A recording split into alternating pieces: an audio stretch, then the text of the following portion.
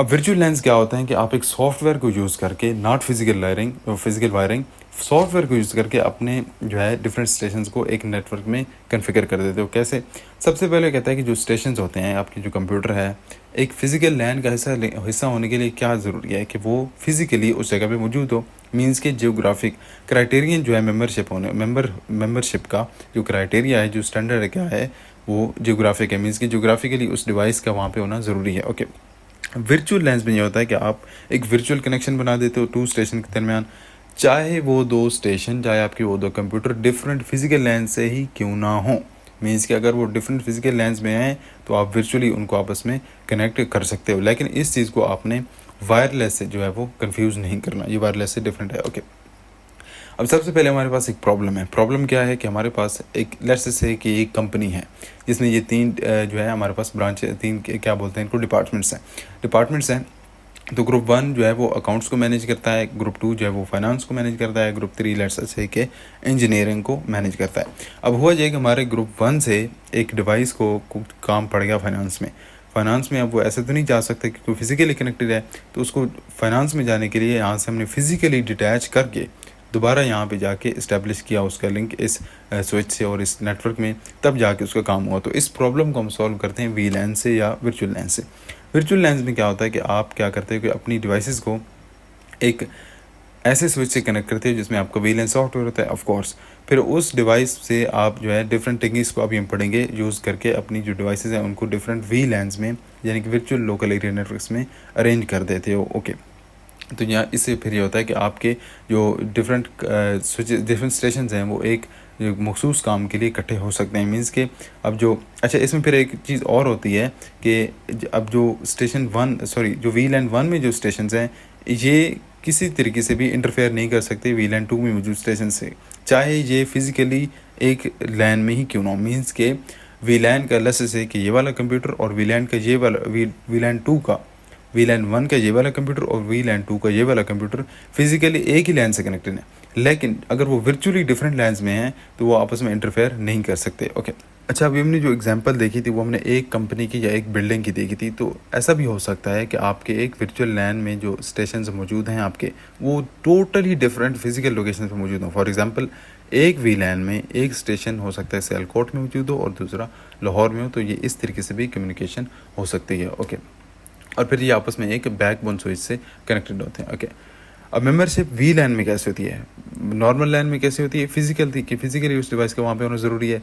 We लैन में ऐसे होती है कि आप डिफरेंट टेक्निक्स को, डिफरेंट कैरेक्टरिस्टिक्स को, डिफरेंट प्रॉपर्टीज़ को यूज़ करते हो। सबसे पहले पोर्ट नंबर्स को यूज़ करके आप ग्रुप कर सकते हो, then MAC addresses, IP addresses, IP multicast address. इनकी कोई ख़ास इतनी जो है डेफिनेशन डिटेल्स यहाँ पे है नहीं, बस ये भी मैंने खुद से लिखा हुआ है। आपके जो एक्चुअल स्लाइड है उसमें बस इस तरीके से इनके नाम लिखे हुए हैं। ओके।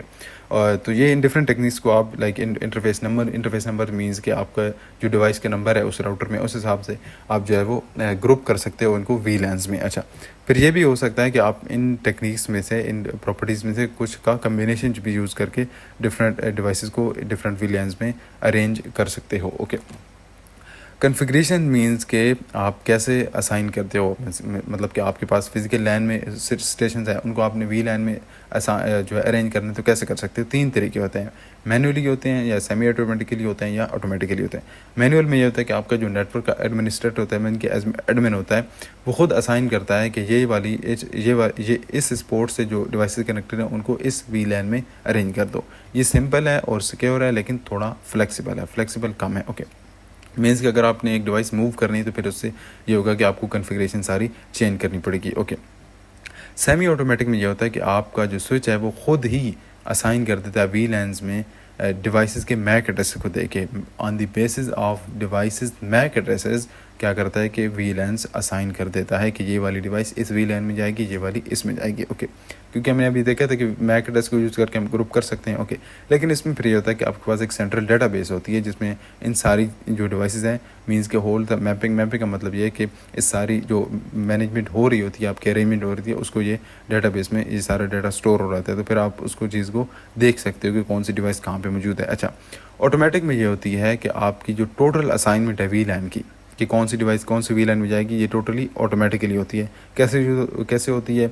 डिफरेंट रूल्स को, पॉलिसीज़ को, आईपी एड्रेसेस को यूज़ करके, यूज़र लॉगिन्स को, प्रोटोकॉल्स को, इनको यूज़ करके आप जो है वो डिफरेंट जो क्या बोल सकते वीलैन्स में अपनी डिवाइसेस को अरेंज कर सकते हो। ये ज़्यादा जो आपके बड़े नेटवर्क्स होते हैं वहाँ पे ये ज़्यादा चीज़ फ्लेक्सिबल है, यूजेबल है। जैसे आपकी यूनिवर्सिटीज़ या लार्ज ऑफिस होते हैं तो वहाँ पे ये चीज़ ज़्यादा काम की है। ओके, अब दो इसमें कॉन्सेप्ट होते हैं, लोकल मेंबरशिप और रिमोट मेंबरशिप। ये क्या होते हैं कि आपके जो स्विचेस होते हैं डिफरेंट वीलैन्स में या आपके एक नेटवर्क में जो स्विचेस होते हैं उनकी आपस में कम्युनिकेशन होती है। ओके, सबसे पहले लोकल मेंबरशिप ये होती है कि एक स्विच को इस चीज़ का पता होना चाहिए कि उसकी कौन सी पोर्ट से जो डिवाइस है कनेक्टेड है वो कौन से वीलैन में मौजूद है। मीन्स कि उसके पोर्ट नंबर 1 से जो डिवाइस कनेक्टेड है वो कौन से वीलैन में मौजूद है, इस तरीके से। ओके, रिमोट मेंबरशिप में ये होता है कि the switch must also know, इसको ये भी पता होना चाहिए कि जो वीलैन के स्टेशंस हैं वो जो एक वीलैन में स्टेशन कनेक्टेड है वो कौन से और स्विचेस से कनेक्टेड हैं।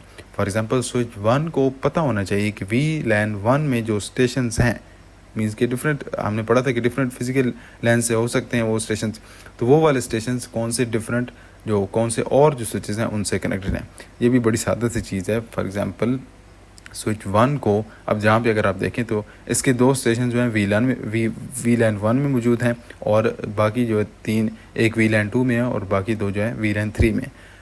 वहीं पे जो इसका वीलैन 1 का अगर हम देखें तो एक स्टेशन किससे कनेक्टेड है, स्विच बी से कनेक्टेड। तो मतलब स्विच ए को पता होना चाहिए कि ये वाला स्टेशन है ये स्विच बी से कनेक्टेड है, और उसको ये भी पता होना चाहिए कि इसके अपने जो स्टेशन हैं वो कौन से डिफरेंट वीलैन्स में मौजूद हैं। और इन डिफरेंट मेथड को हम यूज़ करके ये चीज़ कर सकते हैं। मतलब जैसे टेबल मेंटेनेंस, फ्रेम टैगिंग हो, ये टाइम रिवीजन, मल्टीप्लेक्सिंग हमने पढ़ी थी, तो ये डिफरेंट टेक्निक्स हैं। ओके, अब इसके एडवांटेज क्या है? सबसे पहले इसमें कॉस्ट और टाइम रिडक्शन। मीन्स कि कॉस्ट कैसे रिडक्शन है कि आप फिजिकल वायर्स दोबारा से नहीं ले रहे अरेंज करने के लिए अपने कंप्यूटर्स को, और टाइम भी ऑफ कोर्स क्योंकि आपको नेटवर्क सेटअप करने में, फिजिकल नेटवर्क सेटअप करने में टाइम लगेगा, तो इससे टाइम और कॉस्ट की रिडक्शन होती है। अच्छा, फिर ये है कि ये इसमें सिक्योरिटी भी ज़्यादा होती है। जैसे आपके सेंसिटिव डिपार्टमेंट्स होते हैं लाइक एचआर या फाइनेंस वगैरह, तो उनमें ये चीज़ ज़रूरी होती है कि उनमें कोई इंटरफेयर ना करे। और हमने ये चीज़ देखी थी कि वीलैन्स में जो एक वीलैन में डिफरेंट स्टेशन मौजूद होते हैं वो किसी दूसरे वीलैन में मौजूद स्टेशन से इंटरफेयर नहीं कर सकते। ओके, अच्छा, अब हमने पढ़नी है डिफरेंट आपकी जो मॉडर्न एक्सेस टेक्नोलॉजीज़ है, मीन की डिफरेंट जो नेटवर्क्स टेक्नोलॉजीज़ हम यूज़ करते हैं आज के दौर में। आज के दौर में तो खैर नहीं कह सकते, मतलब कि आपकी जब स्लाइड्स बनती थी उस दौर के हिसाब से। टेलको हमने पढ़ी थी, टेलीकम्युनिकेशन, HFCP भी हमने पढ़ी थी, हाइब्रिड फाइबर कोएक्सियल, ये हमने पीछे सारी पढ़ चुकी हैं। और फिर FTTX में 3-4 जो है किस्म के नेटवर्क्स आते हैं। FTTH आती है, FTTB आती है और FTTC आती है। ओके, FTT का मतलब है फाइबर टू द, और X में फिर आपका H यानी कि होम आ सकता है, B यानी कि बिलिंग आ सकती है, C यानी कि कैबिनेट आ सकता है या कर्ब आ सकता है। अच्छा, इन सारे की डिटेल हम ऑलरेडी पढ़ चुके हैं, और जो ये FTTH, FTTB है और FTTC है, इनको अभी हमने पढ़ना है। ओके, अब इनकी स्पीड्स को कंपैरिजन किया हुआ। सबसे पहले आपके पास इनकी जो डिफरेंट फिजिकल कन्फिग्रेशन होती है उसको कंपेयर किया हुआ है। तो क्या है कि टेलको में, टेलीकम्युनिकेशन में आपके पास स्टार्ट से लेकर एंड तक क्या होती है, कोएक्सियल केबल होती है, UTP भी हो सकती है, STP भी हो सकती है। HFC में क्या होता है कि आपके पास आधी जो है वो फाइबर ऑप्टिक केबल होती है और आधी कोएक्सियल केबल होती है। FTTC में क्या होता है, यानी कि फाइबर टू द कर्ब या फाइबर टू द कैबिनेट। इसमें ये होता है कि आपकी ऑलमोस्ट आपके घर तक जो है आपकी फाइबर ऑप्टिक होती है, लेकिन फिर आपके मोहल्ले तक या गाँव तक क्या होता है कि एक आगे से नेटवर्क टर्मिनेटर होता है, फिर वहाँ से स्प्लिटर होता है, या एक समझ लें एक डिवाइस होती है जो कि आपके इन सिग्नल्स को इलेक्ट्रिकल सिग्नल में कन्वर्ट कर देती है, और फिर वहाँ से आगे कोएक्सियल केबल्स को यूज़ करके नेटवर्क डाटा जो है वो जो आपका सिस्टम है या इंटरनेट है बेसिकली वो आपके घर तक जाता है। ओके, फिर है लास्ट पे FTTH, जो कि सबसे हाईएस्ट डाटा रेट वाला नेटवर्क है या समझ लें सिस्टम है। इसमें यह होता है कि आपके बिल्कुल स्टार्ट से लेकर, यानी कि आपका नेटवर्क प्रोवाइडर से लेकर आपके घर के अंदर तक जो है फाइबर ऑप्टिक केबल जो है वो पहुंची होती है। ओके, अब स्पीड का कंपैरिजन किया हुआ है।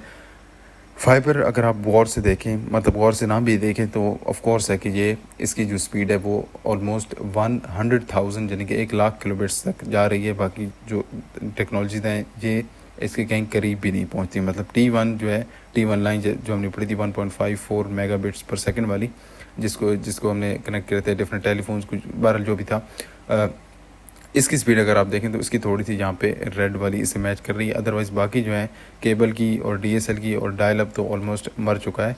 तो इनकी स्पीड जो है कंपैरिजन की है, लेकिन fibre optic cable of course बहुत ज़्यादा तेज़ है। ओके, अब हमने पढ़ा है fibre to the curb. Fibre to the curb में सिंपली ये होता है कि आपका जो सर्विस प्रोवाइडर है वहाँ से लेकर आपके एंड यूज़र की, आपकी मतलब समझ लें कि आपकी गली के जो गली है या मोहल्ले तक आपके पास जो फाइबर ऑप्टिक आती है, फिर वहाँ पे आपके पास एक OE होता है, यानी कि ऑप्टिकल टू इलेक्ट्रिकल कन्वर्जन एक यूनिट होता है, एक सर्किट होता है जो कि आपके लाइट सिग्नल को, क्योंकि ऑप्टिकल फाइबर में लाइट सिग्नल होते हैं तो उनको इलेक्ट्रिकल सिग्नल में कन्वर्ट करता है। फिर वहाँ से आपके जो है ट्विस्टेड पेयर केबल को यूज़ करके वहाँ से आपके सिग्नल जो है आगे आपके घर तक जाते हैं। ओके, अच्छा, फाइबर टू द कर्ब में ये होता है कि एक फाइबर टू द कर्ब जो नेटवर्क होता है, ये टिपिकली आमतौर पे ये होता है कि मल्टीपल जो है सेवरल कस्टमर्स को सर्व किया जाता है। ओके, अच्छा, यहाँ पे आपके पास जो है फाइबर इसकी फिगर है फाइबर टू द कर्ब की। बहुत सिंपल सी चीज़ है कि फाइबर का सिग्नल आ रहा है, फिर ONU के बाद क्या होता है कि सिग्नल इलेक्ट्रिकल सिग्नल में कन्वर्ट हो जाता है, फिर आपके घरों तक जो है वो सिग्नल पहुँच जाता है। अच्छा,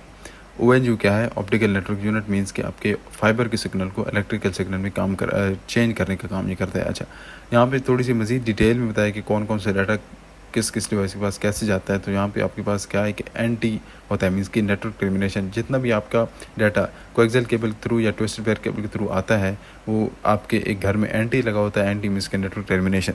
यहाँ पे आपका नेटवर्क ख़त्म होता है, फिर इसके बाद कुछ सेपरेटर्स होते हैं। सेपरेटर्स क्या करते हैं कि जिन डिवाइस को कोएक्सियल केबल का डाटा ज़रूरत होता है, लाइक आपका TV हो गया, तो वहाँ तक कोएक्सियल केबल पहुँचा देता है, वो डाटा पहुँचा देता है। और जिन डिवाइसेस को आपकी ट्विस्टेड पेयर केबल का डाटा ज़रूरत होता है, जैसे आपके फ़ोन्स हो गए या आपने इंटरनेट यूज़ करना है, आपके कंप्यूटर वगैरह, तो उन तक ये डाटा सेपरेटर जो है वो UTP के डाटा पहुँचा देता है। ओके, अब फाइबर टू द होम क्या है? वो कहता है कि आपको एक प्रॉब्लम आ गई, एक ज़रूरत पड़ गई, कौन सी? कि आपको high speed data, reliable voice और हाई स्पीड वीडियो क्वालिटी जो है वो चाहिए। हाई क्वालिटी वीडियो मीन्स कि वीडियो स्ट्रीमिंग जो होती है, जैसे यूट्यूब वगैरह पे होती है। अच्छा, ये चीज़ें हैं। तो इन प्रॉब्लम्स को आप कैसे सॉल्व करते हो? कि आप क्या करते हो कि अपनी फाइबर को स्टार्ट से लेकर आपके प्रोवाइडर से, कंपनी से लेकर आपके घर तक, लिटरल घर तक, अंदर तक जो है फाइबर पहुंचा देते हो। क्योंकि हमने पीछे क्या देखा था? हमने ये देखा था फाइबर टू द कर्ब में कि यहाँ पे आने के बाद यहाँ ONU तक तो हमारा फाइबर आ रही थी, उसके बाद क्या था, वही हमारी पुरानी कोएक्सियल केबल यूज़ होना शुरू हो गई थी। इसमें यह होता है कि आपका बिल्कुल स्टार्ट से लेकर एंड तक जो है फाइबर केबल ही यूज़ होती है, बस इसमें और कुछ खास इतना है नहीं। ओके, अब इसकी लास्ट पे यहाँ पे कुछ डायग्राम से बताया। यहाँ पे आपके पास FTTN है, मीन्स कि फाइबर टू द नोड। इसमें ये होगा कि आपके पास फाइबर आएगी, लेकिन फिर 1000 फुट या 300 मीटर तक जो है आपके पास कोएक्सियल केबल भी या मेटालिक केबल्स मीन्स कि UTP वगैरह हो सकती हैं। अच्छा, फिर फाइबर टू द कर्ब है, जिसमें आपके पास जो मेटालिक केबल्स हैं, जैसे UTP हो गई, कोएक्सियल केबल, ये हो सकता है कि 300 मीटर से मतलब कि जो है कम होती हैं, 1000 फुट से कम हो सकती हैं। अच्छा, फिर आपके पास आता है फाइबर टू द बिल्डिंग। ये फाइबर टू द होम की ही एक इसको मतलब टाइप कह लें। तो फाइबर टू द बिल्डिंग में ये होता है कि आपकी पूरी जो बिल्डिंग होती है, अपार्टमेंट्स वगैरह, उस तक आपकी फाइबर आती है। फिर उसके बाद जो है वो ये आपकी कोएक्सियल केबल्स यूज़ होती हैं। फाइबर टू द होम जो है, जो आपकी सबसे फास्टेस्ट टेक्नोलॉजी है, उसमें यह होता है कि आपकी फाइबर स्टार्ट से लेकर एंड तक जो है आपके घर तक आती है, और इसमें फाइनली जो आपकी डिवाइसेस होती हैं, फिर इन ईथरनेट केबल्स से आप जो है अपना डाटा जो है वो डिस्ट्रीब्यूट कर देते हो। बस इसमें इतना ही था। ये फाइल आपको डिस्क्रिप्शन में मिल जाएगी, एंड दैट्स इट।